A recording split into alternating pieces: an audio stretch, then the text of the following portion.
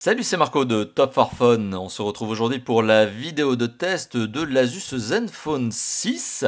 L'Asus Zenfone 6 que vous voyez tout de suite devant vous et que vous avez été très nombreux à me réclamer en test. Aujourd'hui, c'est l'occasion de répondre à votre demande.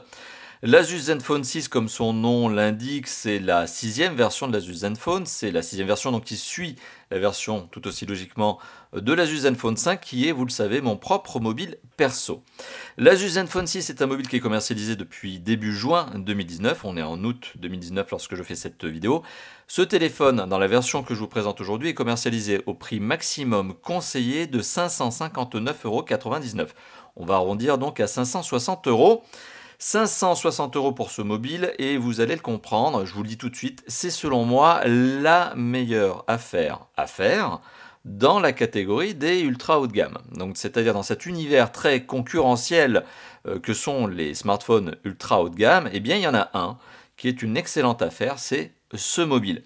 Ça ne veut pas dire qu'il est bon et qu'il est exceptionnel partout, il est très bon partout, pardon, mais il n'est peut-être pas au niveau de certains concurrents. Mais il est 300, 400, 500 € moins cher que certains d'entre eux. Et c'est pour ça que je vous dis, c'est selon moi la meilleure affaire à faire. D'ailleurs, je le rappelle, pour faire la bonne affaire, il existe notre comparateur de prix. Donc si vous avez envie de retrouver ce mobile eh bien, au meilleur prix, sachez-le, notre comparateur de prix est là pour ça. Je mettrai le lien en commentaire, en description et en annotation de cette vidéo. La version que je vous présente aujourd'hui, ça a tout son intérêt, vous allez le comprendre d'ici quelques instants, c'est la version ZS630KL, que vous retrouvez notamment d'ailleurs sur la boutique officielle d'Asus. Alors, ce téléphone, c'est un téléphone qui présente très bien, comme toujours chez Asus, comme tous les ultra haut de gamme d'Asus. Ce téléphone est très très bien pensé, très bien designé, très bien fini. Assemblage parfait. On a quoi? On a sur la face avant une vitre Corning Gorilla 6, donc c'est pour vous dire qu'aussi non seulement il y a le design mais aussi le choix des matériaux. On est donc sur une Corning Gorilla 6 sur la face avant, on est sur une Corning Gorilla à l'arrière, je n'ai pas sa version, mais c'est bien une Corning Gorilla. Sur les côtés du mobile, eh bien, on a un cadre en aluminium et qui est aussi un châssis en aluminium, donc ce téléphone est construit en verre et en aluminium. Donc c'est un mobile qui présente très très bien et qui présente une originalité, c'est ce module photo sur lequel je reviendrai d'ici quelques instants, qui est sans doute d'ailleurs l'une des grandes originalités de ce téléphone.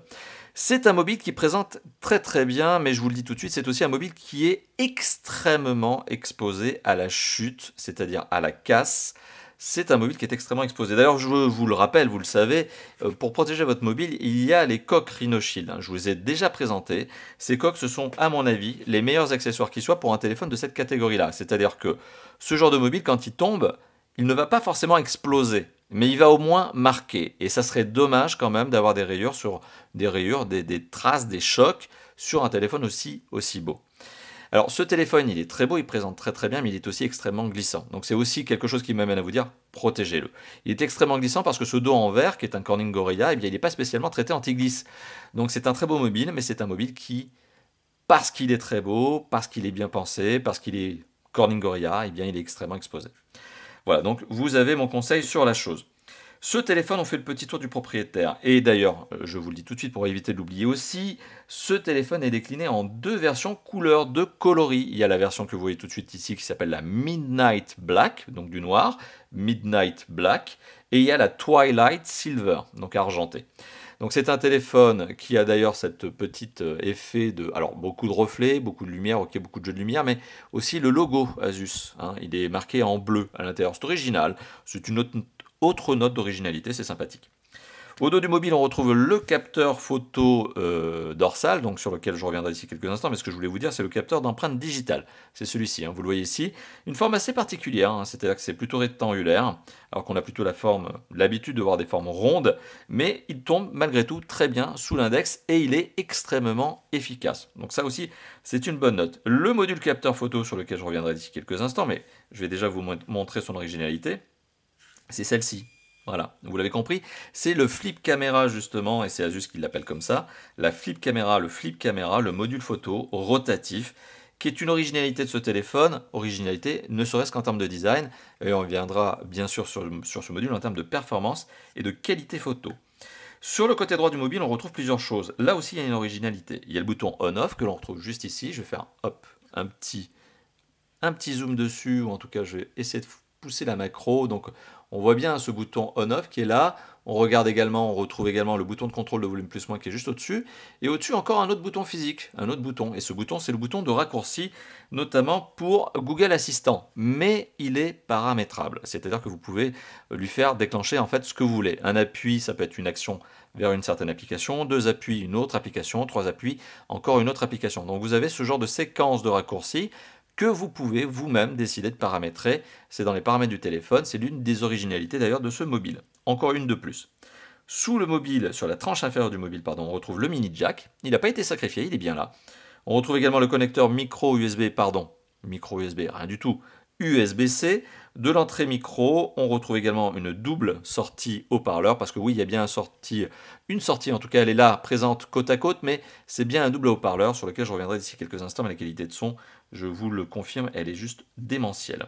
Sur le côté gauche du mobile, on retrouve ici le slot, ou plutôt les slots, c'est-à-dire une trappe que vous allez pouvoir retirer notamment avec cette fameuse aiguille, ce que j'appelle le trombone qui est fourni avec le téléphone dans sa boîte. Ça vous permet d'accéder notamment aux deux emplacements que sont les emplacements pour carte SIM, mais aussi micro SD. On reviendra sur cette notion d'ici quelques instants. Et sur le dessus du mobile, absolument rien. Une entrée micro secondaire, certes, mais absolument rien, si ce n'est ce module photo, lequel est rotatif, vous l'avez compris il y a quelques instants. Voilà, donc en termes de design, c'est du très très beau, c'est du très très étudié. C'est classe et c'est waouh, et en plus c'est d'autant plus waouh grâce au module photo qui, franchement je vous le dis, fait son effet quand vous êtes avec vos amis, c'est vrai que ça claque. Hein. Vraiment, les premières fois où vous sortez le téléphone et que vous montrez le module photo qui bascule, c'est vrai que ça fait son effet. Voilà, donc on a parlé du design, c'est un mobile, vous l'avez compris, que je trouve très très beau. Alors on a parlé du design, on a parlé de la prise en main en indiquant que le téléphone est relativement glissant, donc vous l'avez compris, je vous recommande de le protéger. J'insisterai aussi sur le fait que ce téléphone a des dimensions, ce qui est assez logique, des dimensions qui sont liées notamment à l'écran, hein, l'écran sur lequel je vais revenir d'ici quelques tout petits instants, mais comme l'écran est grand, forcément il faut bien le mettre quelque part, il n'y a pas de mystère, et donc on se retrouve avec un téléphone qui a un encombrement, certain, et donc qui pourrait être utilisé à deux mains, là pour le coup c'est un peu compliqué. C'est un téléphone qui fait 15,9 cm de long, qui fait 7,5 cm de large et qui fait 0,9 cm d'épaisseur. Le tout pour un poids de 190 grammes. Il n'y a pas de mystère, le téléphone est plus lourd que ce que pourrait proposer la concurrence, mais parce que les matériaux sont de meilleure qualité, et puis il a aussi des dimensions, donc ce qui fait que forcément, mécaniquement, il est plus lourd, hein. Il n'y a pas de mystère. C'est un téléphone qui présente malgré tout, vous l'avez vu, un écran borderless, ou en tout cas très très travaillé à ce niveau-là. On est sur un écran qui occupe 84% de la face avant du mobile. C'est ce qu'on appelle donc le taux d'occupation de la face avant, ou en anglais on appelle ça le screen to body ratio. Donc 84%, on est au-dessus de ce que certains concurrents qui sont encore dans les 80% peuvent proposer, en toute logique. Là aussi, j'enfonce une porte ouverte. Autre porte ouverte que j'aime bien enfoncer, parce que vous l'avez vu vous-même, il n'y a pas d'encoche. Et ça aussi c'est un bon point. Il n'y a pas d'encoche, donc il n'y a pas ici une encoche avec l'écouteur, parce qu'il est vraiment glissé ici juste au-dessus. Il n'y a pas de caméra photo, parce que vous l'avez compris, c'est un module photo qui est rotatif. C'est aussi l'avantage ici, c'est que c'est que de l'image. Voilà, vous voyez, c'est vraiment que de l'image. Et ça, c'est aussi son effet waouh. Ça donne un effet waouh. Alors justement, je vous parlais des dimensions de l'écran, ou en tout cas de son taux d'occupation. Je vais vous donner plus d'informations. On va rentrer dans les détails, parce que chez Top 4 Phone, on rentre dans le détail. On vous donne tout, on vous donne toutes les spécifications. Je commente aussi, je vous donne mon avis, puis comme ça, vous pouvez vous faire votre propre opinion. Ce téléphone vous donne une image qui est juste bluffante. Elle est très très belle. Alors, je vais quand même modérer ce propos en indiquant 2-3 petites choses supplémentaires. Mais ce téléphone est donc doté d'un écran, vous l'avez vu, à la très sympathique diagonale. 6,4 pouces. Donc c'est pas rien, 6,4 pouces. Ça fait une très belle diagonale. 6,4 pouces au format 19,5 neuvième. Un format assez atypique, au-dessus des 16 neuvièmes que l'on avait l'habitude de voir jusqu'en 2017. C'est vrai qu'en 2018-2019, désormais, le ratio 18 neuvième, 19 neuvième, 19,5 neuvième, tous ces ratios un peu particuliers sont de plus en plus communs, on va dire, en tout cas habituels. C'est un ratio 19,5 neuvième qui est supérieur au 16 neuvième, ce qui veut dire que lorsque vous regardez une vidéo, là aussi, pas de mystère, vous avez le choix. Soit vous étirez l'image au niveau de l'écran, soit vous rognez dans l'image, c'est-à-dire que vous allez l'étirer mais ça va cropper l'image, soit tout simplement vous gardez le ratio 16 neuvième, c'est-à-dire que vous allez avoir une bande noire et une bande noire de part et d'autre de l'image pour garder le format natif de l'image, et je ne parle même pas du format 4 tiers que l'on connaissait notamment dans les années 80 sur nos téléviseurs cathodiques. Donc vous l'avez compris, on est sur un format d'écran allongé. Et ce format d'écran allongé, eh bien, il a une particularité, un avantage, c'est qu'il vous permet notamment d'avoir plus d'informations affichées. C'est utile quand vous regardez une page web, par exemple. Plus facile à lire. Vous scrollez avec un pouce, la page web, bah forcément, elle est plus longue. Donc c'est l'un des avantages de ce type de format. Autre avantage, eh bien, c'est que ce format, justement, il a été travaillé avec des pixels supplémentaires. Donc on a une résolution supplémentaire, plus grande que le HD ou le Full HD tout court, puisqu'on est sur du Full HD+. Ça veut dire qu'on a 2340 pixels par 1080 pixels. On est au-dessus des 1920 que l'on a l'habitude de trouver sur ce type d'écran, parce que format plus allongé. Autre bon point, la résolution étant importante, on a une densité de pixels par pouce élevée. Alors ça vous dit peut-être rien comme ça, mais on est à 403 pixels par pouce, donc ce qu'on appelle en anglais les PPI, les pixels per inch. Et qu'est-ce que ça donne comme avantage? Eh bien ça donne que justement l'image, eh bien, étant donné qu'elle a beaucoup de pixels, faut vraiment aller très très loin en mode macro avec la caméra pour commencer à les distinguer. Autant vous le dire, à l'œil nu, vous ne les voyez pas.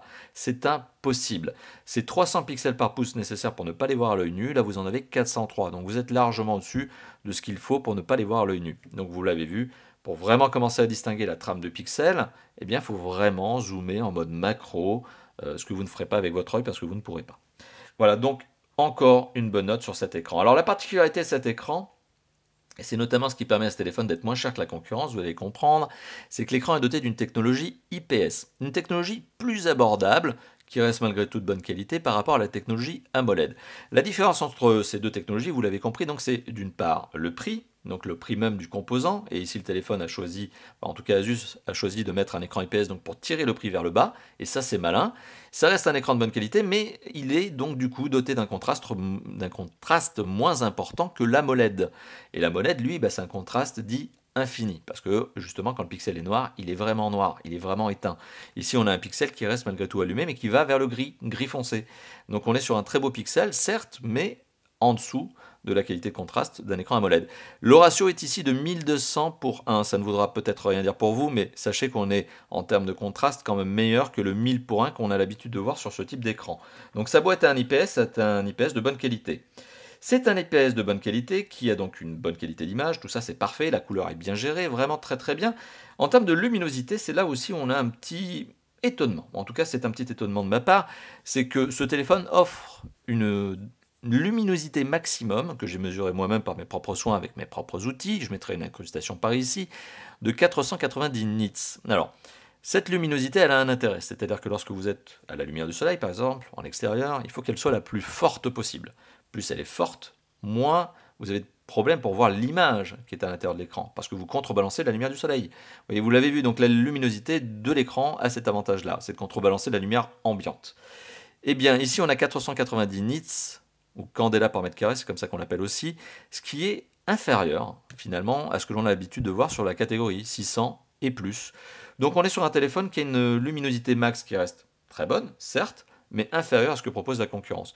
Encore une fois de plus, c'est lié à ce choix technologique, qui est un bon choix, l'écran est un bon écran, mais en deçà de ce que proposent les ténors du marché sur ce segment. Voilà. Au niveau du son, alors là pour le coup, Asus ne mégote pas. C'est ça qui est assez étonnant, c'est que Asus est connu déjà depuis plusieurs années, plusieurs générations de Zenfone pour toujours avoir le meilleur son qui soit.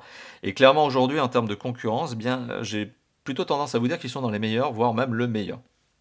Le son de ce téléphone est bluffant. Bon, le mini jack, l'écouteur bien évidemment, on s'en doute très bien. Même le Bluetooth a été optimisé avec des niveaux, on va dire, différents, c'est-à-dire des connectivités, des normes supplémentaires par rapport à ce que propose la concurrence. On est sur du son réellement HD ici. Et la particularité aussi supplémentaire, c'est cette sortie haut-parleur, ce double haut-parleur mais collé côte à côte, qui offre un son mais extrêmement puissant, c'est réglable, je vous rassure bien sûr, jusqu'à 130 décibels et plus, donc le son est vraiment puissant à la sortie. Et c'est un son qui, même quand il est mis à son maximum, reste clair. Pour aller vraiment dans le détail sur cet élément-là, qui est le haut-parleur, ce téléphone a un son qui est si pur au niveau du haut-parleur que vous n'avez même pas besoin d'enceinte Bluetooth. Il y a des enceintes Bluetooth qui font moins bien que ce haut-parleur de téléphone. Donc écoutez de la musique et jouez à du jeu 3D, du gros gaming avec du vrai bon son, ce que j'entends, eh bien c'est très très bien, c'est vraiment bluffant. Le son donc de ce téléphone est parmi les meilleurs du marché sur cette catégorie de mobile, si ce n'est voire même le meilleur comme je viens d'indiquer. Il y a toutes les normes, il y a tout, c'est incroyable, c'est démentiel aussi à ce niveau-là. Les performances, alors là aussi, performance démentielle. C'est-à-dire qu'on est sur un téléphone qui est doté des meilleurs composants qui soient à l'heure actuelle. 366 000 points sur Antutu. Bon, j'arrondis, hein, j'évite même les 449 parce que ça devient absurde à ce niveau-là. 366 000 points, c'est 3 fois plus que le Zenfone 5. C'est un mobile qui se classe dans le top 5 des mobiles les plus performants du moment en ce moment même, août 2019, lorsque je fais cette vidéo. C'est une bête de course. Il n'y a rien qui ne pose problème à ce téléphone. Que ce soit des grosses applications, et alors là, ça fait bien longtemps déjà que les grosses applications ne posent plus de problème au téléphone, mais un gros GPS bien gourmand, du multitâche, multifenêtre. Moi, j'ai un usage, hein, par exemple, quand je suis en voiture, quand je me déplace en voiture, par exemple, j'ai cet écran divisé en une part GPS et puis d'autre part logiciel d'avertissement, avertisseur de danger. Vous voyez bien de quel type de logiciel je parle. Eh bien, ces deux logiciels, forcément, en multifenêtre, multitâche, ne posent aucun problème à ce téléphone. Vous pouvez très bien avoir un lecteur MP3 et avoir un GPS en même temps. C'est un téléphone qui n'a aucun problème au niveau application. Ça marche toujours très bien. Au niveau des jeux 3D, c'est même incroyable. C'est-à-dire que PUBG Mobile, vous pouvez le mettre en mode qualité graphique ultra. C'est ultra, c'est pas juste un mot, c'est vraiment, vous allez choisir le mode ultra, c'est-à-dire tous les réglages, vous allez les mettre au maximum. Et ce téléphone encaisse le coup. Ce téléphone est un mobile de gamer. Il est tellement puissant, comme je vous l'ai dit, qu'il dépasse le Zenfone 5 x 3, c'est-à-dire qu'il est 3 fois plus performant que le Zenfone 5, qui a une année d'écart. Mais en plus, il est encore plus performant que l'Asus ROG Phone, qui était le mobile de gamer commercialisé en 2018. Il est encore au-dessus. Bon, voilà, c'est une bête de course, et c'est une bête de course parce qu'il a des composants qui sont ceux que je vais vous indiquer. Je ne vais pas rentrer à outrance, hein, justement, dans la notion de composants. Sachez tout simplement que le téléphone est doté d'un processeur qui est un processeur Qualcomm Snapdragon 855. C'est un processeur 8 cœurs. Je ne vais pas détailler les cœurs. C'est un Adreno 640 qui est le processeur graphique. Et en mémoire vive, ici, sur cette version, on a 6 Go de mémoire de vive. Donc 6 Go de mémoire vive. Et en mémoire de stockage, sur cette version, on a 128 Go de mémoire de stockage. Alors je précise ça, pourquoi je vous donne ces informations? Parce qu'il y a 3 versions de ce mobile à l'heure actuelle, dont 2 qui sont commercialisées en France. En France, vous avez la version que je vous montre maintenant, qui est commercialisée à 560 €, qui est une version 6 Go de RAM, 128 Go de ROM. Il y a une version à 500 €, donc 50 € moins cher, tout aussi agréable et performante, qui a 6 Go de RAM et 64 Go de ROM, donc il y a moins de ROM, mais c'est pas grave, et vous allez comprendre pourquoi. Et il y a une version qui est réservée notamment au marché asiatique, qui est une version 8 Go de mémoire vive, donc 8 Go de RAM, et 256 Go de ROM, qui pour moi est une version overkill, qui n'a, pour nous, Européens en tout cas, selon moi sur le marché hexagonal encore plus, aucun intérêt. Donc c'est bien pour ça d'ailleurs qu'elle n'est même pas commercialisée ici. Je pense qu'Asus a senti le coup. Ça ne valait pas la peine de l'importer en France. Donc vous avez la version S6Z S630KL, qui est cette version intermédiaire, on va dire. L'autre version, donc, qui est la version 6 Go de RAM et 64 Go de ROM, me semble aussi être une excellente version, voire même peut-être encore plus intéressante. Pourquoi je vous dis ça? Parce que ce téléphone dispose de 2, voire même 3 éléments pour ajouter de la mémoire de stockage supplémentaire. Vous avez la mémoire cloud, dont je ne suis pas fan, puisqu'il faut avoir de la 4G ou du Wi-Fi pour vraiment s'en servir. Donc je laisse ça de côté. Vous avez la fonction sur ce mobile qui est la fonction USB-C OTG, parce que je le rappelle, ce mobile est doté de la fonction USB-C OTG, donc une clé de ce type-là, hop, vous mettez la clé, et dessus, bam, vous allez le voir, on se retrouve donc avec l'information de la clé USB. Voilà, donc vous pouvez donc lire le contenu d'une clé USB-C. Enfin voilà, c'est bien ce genre de port, il vous faut soit un adaptateur, soit une clé de ce type de format.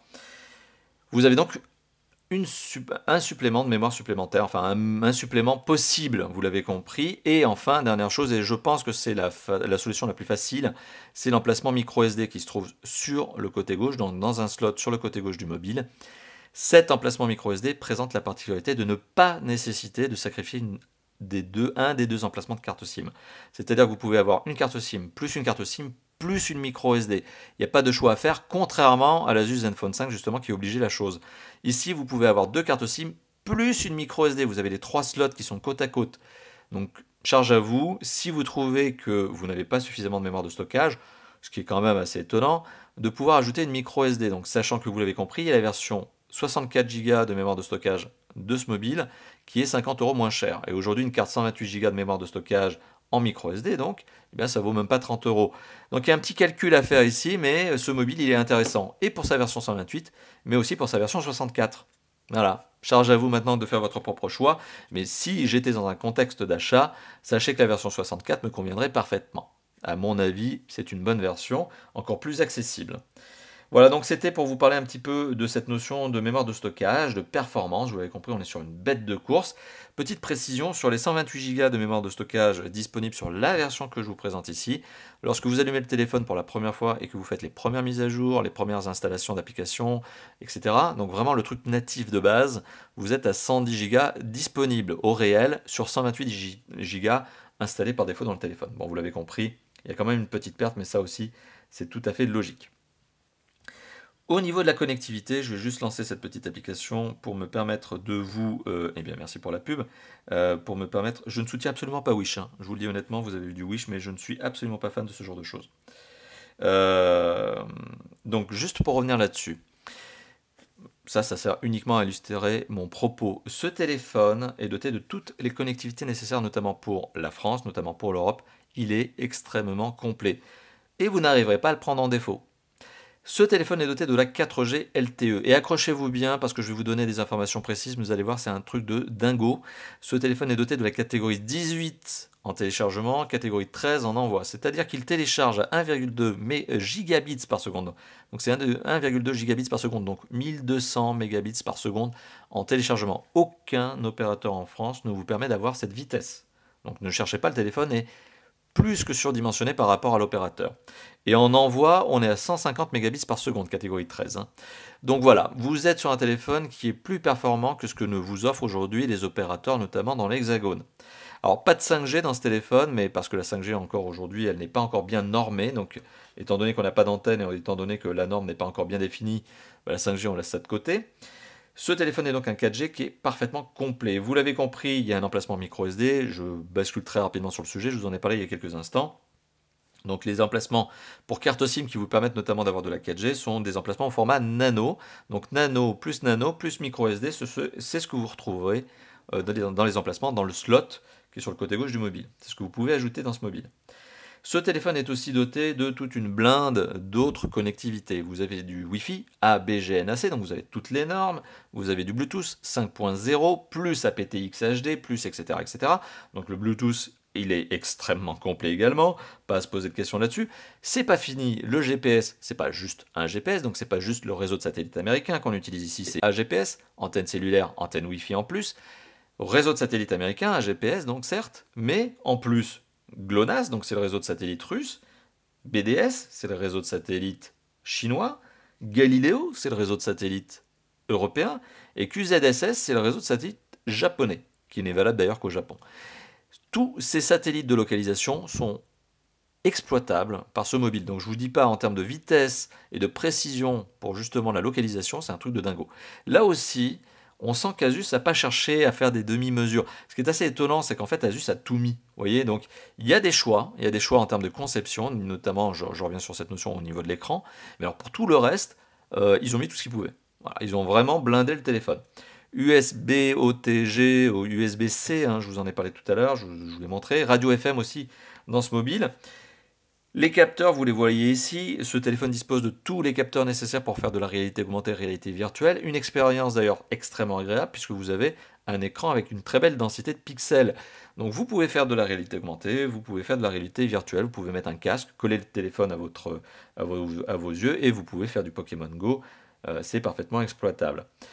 On a, outre ces capteurs, qui sont des capteurs destinés notamment à faire de la réalité augmentée et réalité virtuelle, comme je viens de vous l'indiquer, on a le capteur d'empreinte digitale qui se situe au dos du mobile.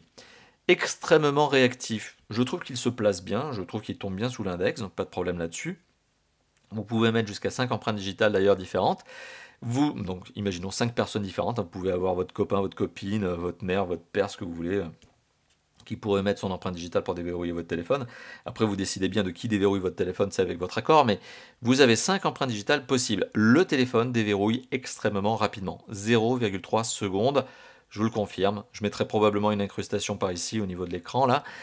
C'est rapide, c'est efficace, vraiment, et difficile de le prendre en défaut, voire même impossible. Je ne l'ai d'ailleurs jamais pris en défaut, ce capteur d'empreinte digitale. Dernier point au niveau de la connectivité, et ça sera sans doute mon gros point faible sur ce mobile. C'est sans doute le point négatif, la chose qui m'a le plus tracassé. Alors je sais que certains d'entre vous n'en ont rien à faire, et je vais vous le dire, vous déciderez vous-même, c'est le DAS. Le DAS, le débit d'absorption spécifique, c'est la capacité que le téléphone a à émettre peu ou beaucoup d'ondes.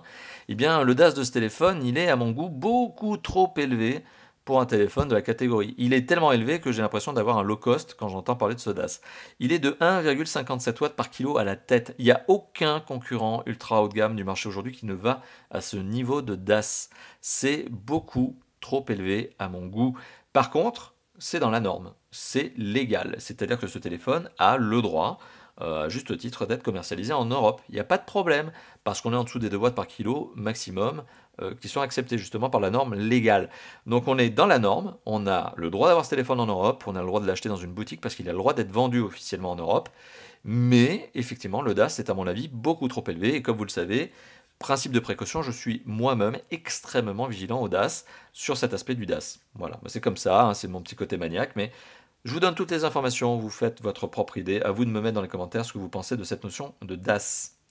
Voilà, donc on a fait le tour de la connectivité, on va parler maintenant du système d'exploitation. Alors le système d'exploitation, vous le voyez, il est très simple en termes d'ergonomie. Vous l'aurez peut-être reconnu, vous l'avez d'ailleurs sûrement reconnu, puisque de toute façon il n'y a pas 36 possibilités différentes. C'est un Android. Et c'est un Android qui est un Android 9.0. Vous le voyez, donc Android 9.0. Pie, c'est son nom, c'est son appellation. Pie, c'est la dernière génération d'ailleurs qui aura un nom de friandise ou de gâteau. La version 10 n'aura absolument aucune dénomination si ce n'est 10. Ce système d'exploitation, vous le voyez, il est extrêmement simple, extrêmement ergonomique, extrêmement complet. Donc quand je dis qu'il est simple, c'est pas que c'est minimaliste, c'est qu'il est intuitif. C'est un système d'exploitation sur lequel Asus n'a quasiment rien apporté de plus. C'est-à-dire que oui, il y a bien une surcouche qui s'appelle Zen UI 6.0. Donc Zen UI c'est pour Zenfone, Zen. UI c'est pour User Interface et 6 c'est pour la version.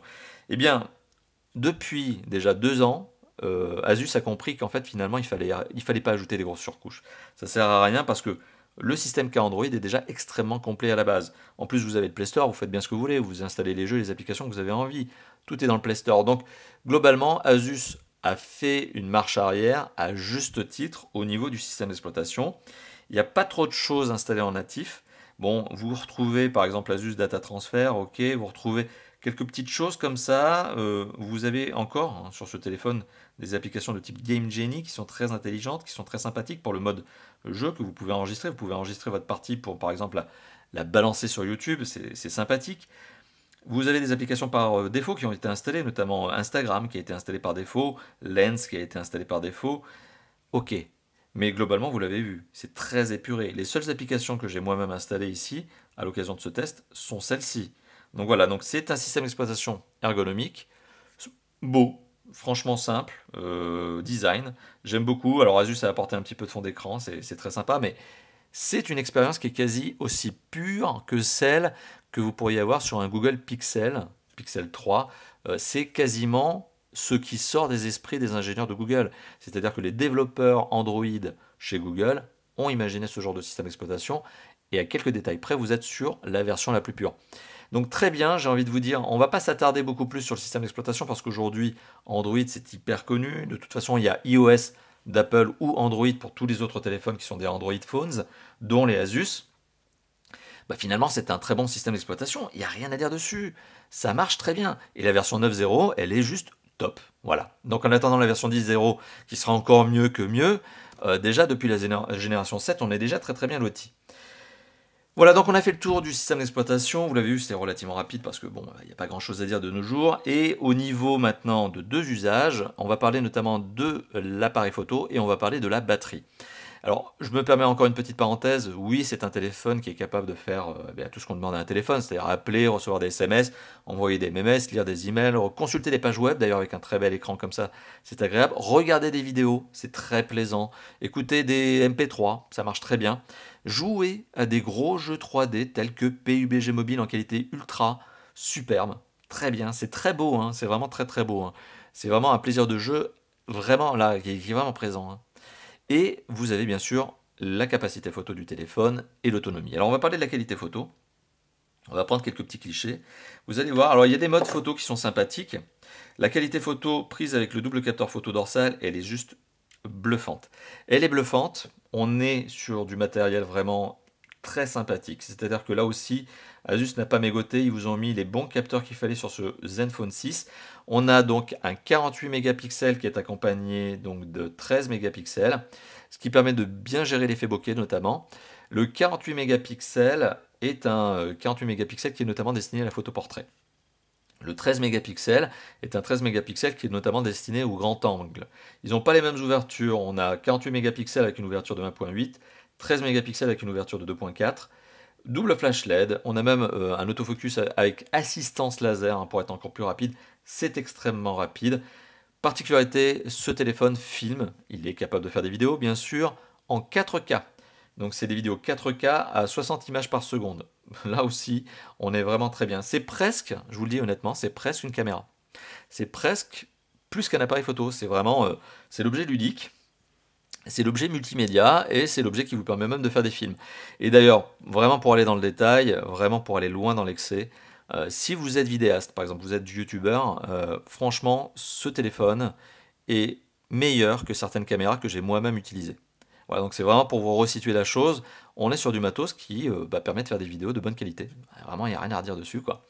Et donc la qualité photo, comme je vous le disais à l'instant, elle est vraiment très très bonne. Et alors, elle est très très bonne pour le capteur photo dorsal, mais vous allez me dire, mais le capteur photo frontal, bah oui, vous l'avez compris, le capteur photo frontal, bah, c'est le même, quoi. Donc du coup, si la qualité elle est bonne quand vous le prenez en mode qualité photo dorsale, eh ben, elle est aussi bonne pour la qualité photo frontale. Donc c'est pour ça que vous n'aurez aujourd'hui qu'un échantillon photo et pas deux, contrairement à l'habitude sur les vidéos de test de Top 4 Phone. Parce que, bah, en fait, c'est la même qualité photo, c'est toujours la même. Voilà.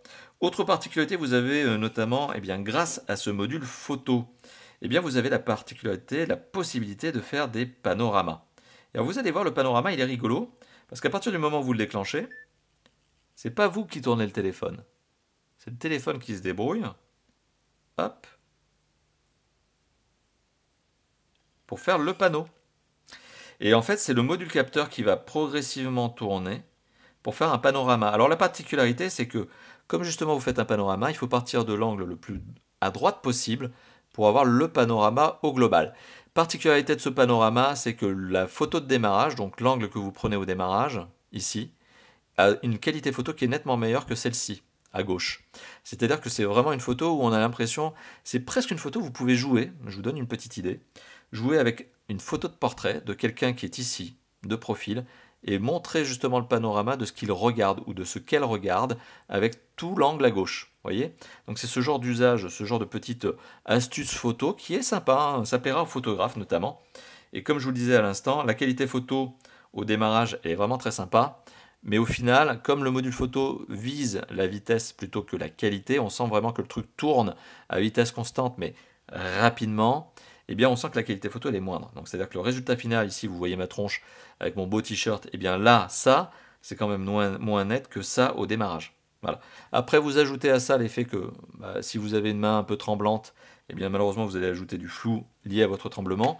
Ça m'amène à vous dire qu'il vaut mieux utiliser un petit... Est-ce que je vais retrouver ça? Vous voyez, vraiment je vous fais tout en live. Il vaut mieux utiliser ce genre de petit accessoire, vous voyez. Vous mettez votre téléphone dessus et ça vous permet notamment d'avoir le module photo posé sur une table par exemple ou sur un plan fixe. Et ça vous permet notamment d'avoir le module qui fait son travail tout seul. Voilà, donc je vous ai parlé de la qualité photo, je vous ai parlé des différentes options. Il y en a plein, hein. L'application photo, elle regorge d'options. Vous avez plein de paramètres à gérer qui vous permettent de bien prendre les photos comme vous avez envie. C'est débrayable, c'est automatique, mais vous avez aussi une fonction débrayable au niveau de l'appareil photo. Donc vraiment très très très très bon. C'est l'un Des gros points forts de ce téléphone, c'est le module photo, le flip caméra. Alors, point faible de ce flip caméra, c'est que je n'ai absolument aucune idée de la résistance dans le temps. C'est-à-dire que résistance en cas de chute, si vous faites tomber sur le module photo, cherchez pas, je pense que c'est cuit. Voilà, c'est cuit. Si vous faites tomber le téléphone sur le module photo une fois qu'il est déplié, je vais vous montrer ça. Si vous faites tomber le téléphone une fois qu'il est comme ça, je pense que c'est cuit. Alors là, vous n'avez plus de module photo, hein. Par contre, si vous faites tomber le téléphone une fois le module plié, vous avez peut-être de la chance, si vous avez pris une bonne coque, comme je vous l'ai montré tout à l'heure, Rhino Shield, et de sauver votre téléphone. Donc ça, c'est aussi une particularité, hein. Donc le module photo, résistance à la casse, je n'y crois pas. Résistance à l'usure, c'est-à-dire le nombre de basculements que vous allez pouvoir faire si vous êtes un gros accro au selfie, je ne sais pas. Je sais pas. Je pense qu'Asus a fait suffisamment d'études et de recherches notamment et de tests, hein, pour valider que le téléphone pouvait encaisser plusieurs centaines de cycles, voire milliers, voire dizaines de milliers de cycles de je plie, je déplie. Mais aujourd'hui, j'ai pas fait ce test. J'ai pas justement les ustensiles qui me permettent de faire en répétition justement ce genre de boucle. Voilà. Donc comment ça va se passer dans le temps, je n'en sais rien. Mais reste qu'au niveau de la qualité photo, bravo. Au niveau de l'autonomie, là on est sur quelque chose de très sympathique puisqu'on est sur une autonomie, allez, batterie de 5000 mAh à l'intérieur de ce téléphone, qui en plus est dotée de la recharge rapide. C'est-à-dire que quand elle est déchargée, vous avez une recharge rapide Quick Charge 4.0 18 watts, qui est capable donc de permettre de charger ce téléphone. Le chargeur, tout ça dans la boîte, hein. C'est donc très bon.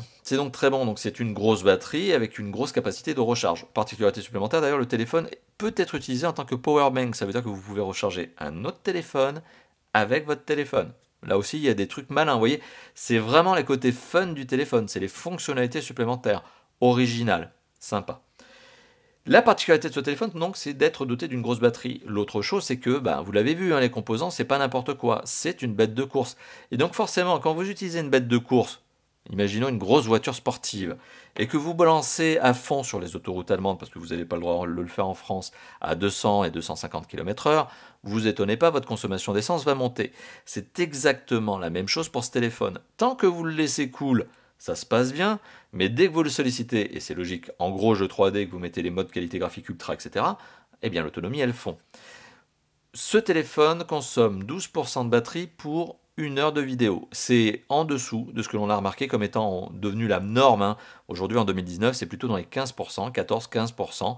Eh bien, c'est vrai qu'on est à 12%. Voilà, donc on est dans la bonne catégorie, on est dans la bonne norme en termes de consommation énergétique par ce téléphone. Mais comme je vous l'ai dit il y a quelques instants, si vous poussez le téléphone à fond, notamment en gaming, vous étonnez pas, le téléphone n'atteindra pas la journée. Si vous êtes plus raisonnable, que vous n'êtes pas trop gamer, eh bien vous atteignez les 2 jours avant la recharge. C'est la particularité. Autre particularité que je ne vous ai pas indiquée il y a quelques instants, notamment lorsque je parlerai des performances.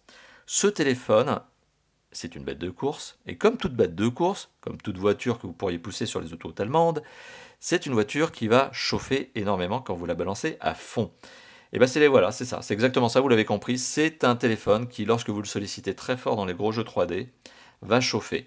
C'est pas une chauffe au point de vous brûler les mains, je vous rassure, vous n'en êtes pas à ce point-là, mais sachez-le, ce téléphone chauffe, et ce téléphone chauffe au niveau de la partie notamment qui se trouve celle d'être du processeur. Voilà, encore une fois de plus, il n'y a pas de mystère, c'est relativement localisé d'ailleurs, hein, il n'y a pas de dissipation, assez étonnamment par rapport à ce qu'on pourrait penser. La zone de chaleur est plutôt bien centrée, et c'est vrai que ça devient peut-être pour certains confortable à terme. Bon, moi ça ne m'a pas dérangé, hein. Des téléphones qui chauffent, j'en teste déjà depuis plusieurs années, et sur un téléphone de cette catégorie-là, c'est d'une logique imparable. Voilà, donc rien de très étonnant. Voilà, donc on a fait le tour de ce téléphone, on a vraiment, vous l'avez remarqué, détaillé toutes les spécifications du mobile, parce que chez Top for Phone, on prend le temps de faire des tests longs, et c'est pour vous, hein, on ne fait pas des tests de 5 minutes. Pour le coup, donc on est en train d'arriver à la conclusion de cette vidéo, et qu'est-ce que j'ai envie de vous dire sur ce mobile? Eh bien, exactement ce que je vous ai dit en début de vidéo, c'est un excellent mobile, et à mon sens, c'est la meilleure affaire qui soit dans la catégorie des ultra haut de gamme. C'est-à-dire que pour un budget de 500 €, 550, 560 sur la version que vous voyez tout de suite devant vous, mais pour un budget de 500 € sur la version 6, 64 Go, vous êtes sur un mobile qui est une bête de course, très bien pensé, très bien designé, performant. Bel écran malgré tout, même si c'est pas un AMOLED, qualité photo, très bonne qualité photo, connectivité complète, design, etc. Donc tout est là pour me faire dire que oui, c'est le mobile qui est la meilleure affaire dans la catégorie des ultra haut de gamme. Donc c'est celui que je vous recommande. C'est celui que je vous recommande, mais, comme tout, il n'y a jamais de perfection. Et ici, on est sur un excellent mobile, on est sur la meilleure affaire, mais je trouve qu'il y a des petites choses, et c'est un peu agaçant. C'est dommage, parce qu'on était à ça de la perfection. On était sur un téléphone à ça de la perfection, parce que, est-ce que le capteur photo, justement, son mécanisme, est-ce que c'est fragile? On n'en sait rien. C'est la contrepartie du flip caméra. Voilà, donc ça c'est logique, mais on n'en sait rien. Donc c'est peut-être un point faible. Pour moi, c'est peut-être un danger, une alerte. On a aussi autre chose, l'écran IPS, il n'est pas AMOLED, mais c'est ce qui permet à ce téléphone d'être 300 € moins cher que certains concurrents. Bon, est-ce que c'est une faiblesse ou pas? Donc vous l'avez vu, finalement c'est contrebalancé par le prix.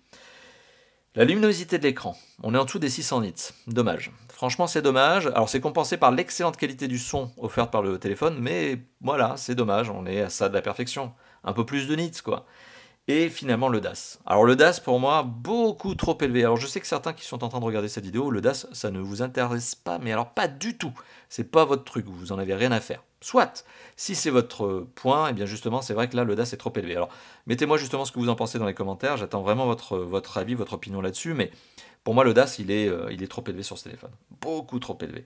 Alors certains pourront parler de connectivité, d'accroche réseau, j'ai pas envie de rentrer dans ce débat là, mais pour moi déjà d'office le DAS est beaucoup trop élevé. Voilà.